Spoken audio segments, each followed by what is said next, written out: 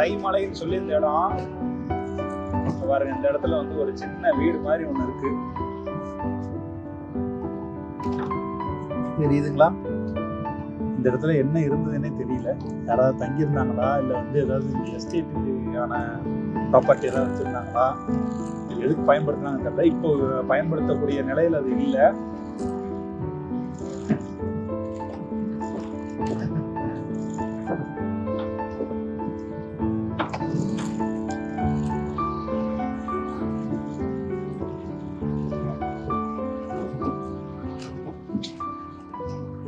இடங்கள்ல வந்து பார்க்கலங்கிறது நம்மளுடைய தவறுங்கிறதுல எந்த விதமான மாற்று கருத்து இல்லை.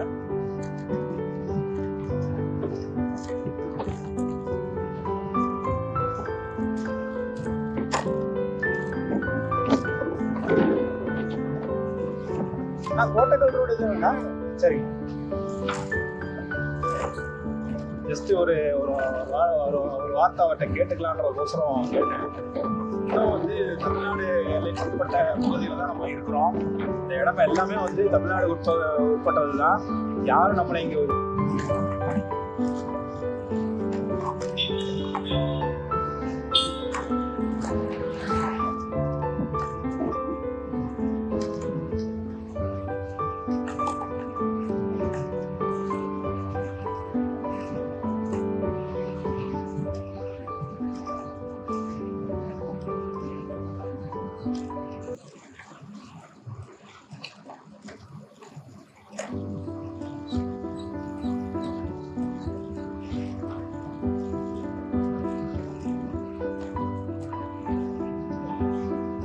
சரி. இந்த இடம் பார்த்தீங்கன்னா இருக்க வித்தியாசமா இருக்குது.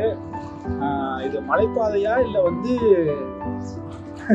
ஒண்ணுமே புரிய மாட்டேங்குதுங்க. அப்ப நம்ம போற தூரம் வரைக்கும் போவோம், வழியில எந்த பிரச்சனை இல்லாத வரைக்கும் போவோம். வழியில நம்ம ஐயா நமக்கு வந்து ஒரு நல்லா பேசினாரு. ஆக்சுவலா வந்து இல்லைங்க, திடீர்னு காட்டுக்குள்ள போற மாதிரி இருக்குது. கரெக்டான ரோட்ல தான் போறோமா இல்லைங்க? நம்ம வந்து ஆக்சுவலா திரும்பிட்டோம், வேற வழி உள்ள வந்துட்டோம். இது டீப் ஃபாரஸ்டா இருக்கு, இதுக்குள்ள இல்ல.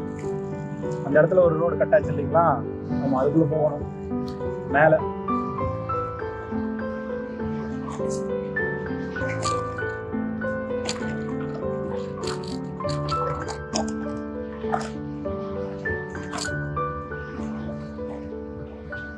இந்த இடத்துல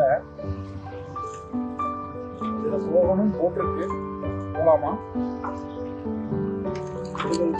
சிமெண்ட் கான்கிரீட் சாலை அமைத்தல் அப்படின்னு போட்டிருக்கு.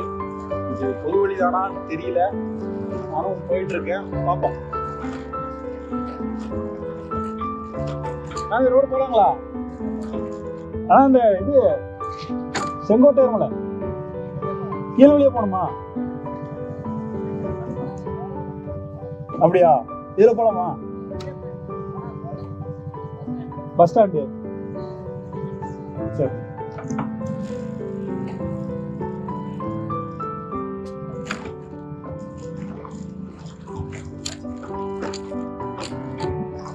லோக்கல்ல இருக்கிறத அவங்க தான் வந்து ஹெல்ப் பண்ணாங்க.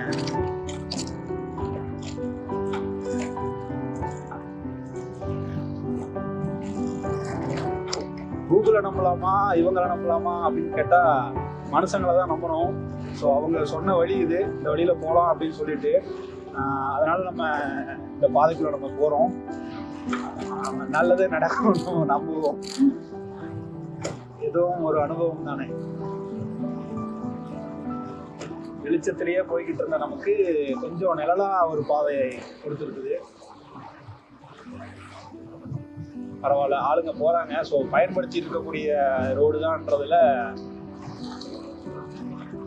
ஒரு சின்ன சிட்டுக்குருவிங்க.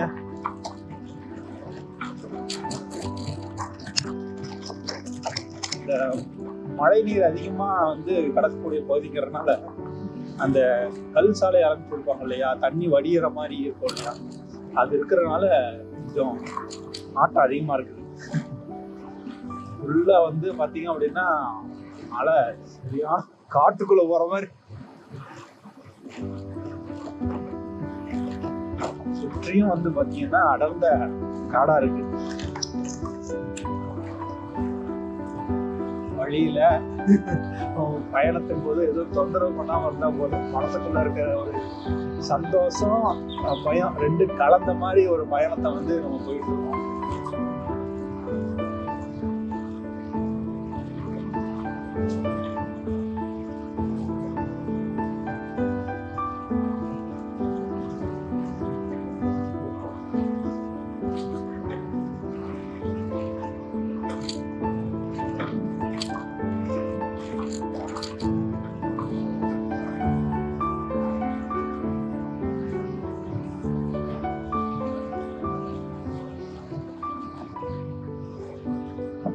அந்த காடு இடையில கொடியெல்லாம் தொங்குது.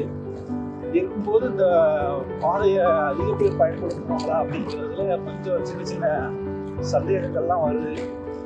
பட் வந்து ரோட்ல வந்து பாத்தீங்க அப்படின்னா அதிகமா குப்பைகள் வந்து நடுப்பகுதியில் இல்லை. அதனால வந்து போயிட்டு வர ஆளுங்க இருக்கிறாங்கன்னு தான் சொல்லணும். இங்கிருந்து பாத்தீங்கன்னா சரியா குன்னூருக்கு வந்து 28 கிலோமீட்டர்ல போட்டிருக்குங்க. ஸோ குன்னூர்ல இருந்து 27 கிலோமீட்டர் தொலைவில் தான் அந்த இடம் வந்து இருக்கு. போயிட்டு இருக்கோம். நம்ம போயிட்டு இருக்கிற இடம் நல்ல ஒரு காட்டுக்குள்ள வித்தியாசமான பறவைகளோட சத்தத்தோட நான் போயிட்டு இருக்கேன். நேர்லையும் பார்க்கறவும் முடியுது. அப்பப்போ குறுக்க பறந்துகிட்டு இருக்கு.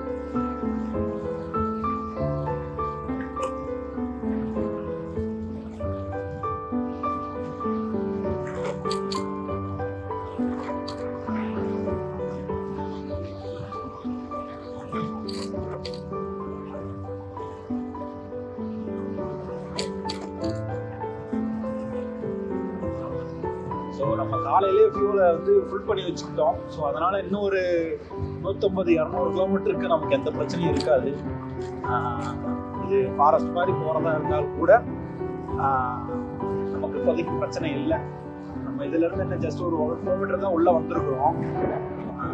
அந்த பக்கம் பின்னால பகுதி எனக்கு தெரியுது, வெளிச்சமாக தெரியுது. இந்த மரங்களுக்கு பின்னால மலைக்கு பின்னால வந்து வெளிச்சம் தெரியுது. அதாவது ஒரு ஓப்பன் ஏரியா வரக்கூடிய மாதிரியான ஒரு ஃபீல் கிடைக்குது.